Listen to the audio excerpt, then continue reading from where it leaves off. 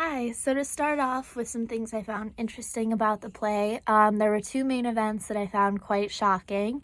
The first being when Mamie showed Esther the Japanese smoking jacket that George had given her. I had suspicions, but that really solidified what was occurring.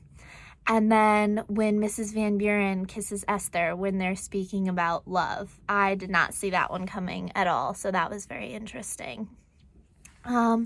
So moving on to some values I witnessed throughout the play. The first was the desire yet the difficulty to fulfill the American dream. And you can see this most clearly in Esther, Mamie, and Mrs. Van Buren. First with Esther, she states that her dream is to own a quaint beauty parlor for colored ladies, as cited on page 24, but throughout society she's criticized and told that this will likely not occur. And then Mamie is very grounded with her dreams, but she still expresses that her deepest wishes are to become a concert pianist who plays in Prague. And then with Mrs. Van Buren, she simply desires to be the perfect wife and give her husband children, but despite trying, she is not able to get pregnant.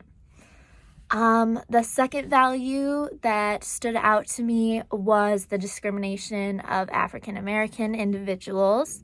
One instance where this was particularly evident was when Mrs. Van Buren proclaimed that she could not bring Esther to the opera as it would cause a scandal. And then another specific example that really stood out to me was on page 20 when Esther grabs Mr. Marx's hand and he pulls away. Her first reaction is, "The color won't rub off on you." And that statement just really stood out to me. One thing I didn't completely understand was the value of money Esther possessed back then.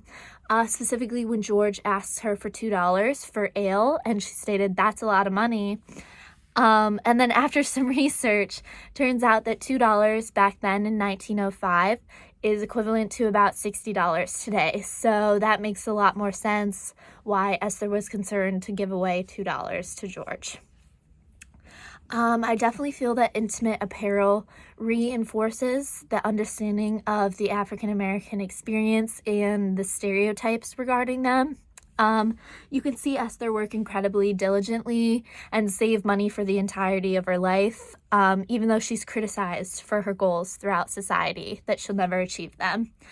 And I just feel this reinforces that African Americans have to work harder to achieve their goals and do not always see the same opportunities that white individuals do. And I would definitely say yes, the stereotypes of African Americans still exist today. I'd say it's human nature to categorize people, but definitely the media, peers, and parents influence and perpetuate these negative stereotypes. So in regards to overcoming these stereotypes, I feel in the present day there is the Black Lives Matter movement, and then my mind immediately goes to George Floyd and definitely getting things moving in a positive direction for that. And then two questions I had were the first, why do you think Esther agrees to marry George? And the second, why do you think Esther isn't really upset when George steals all of her money and disappears?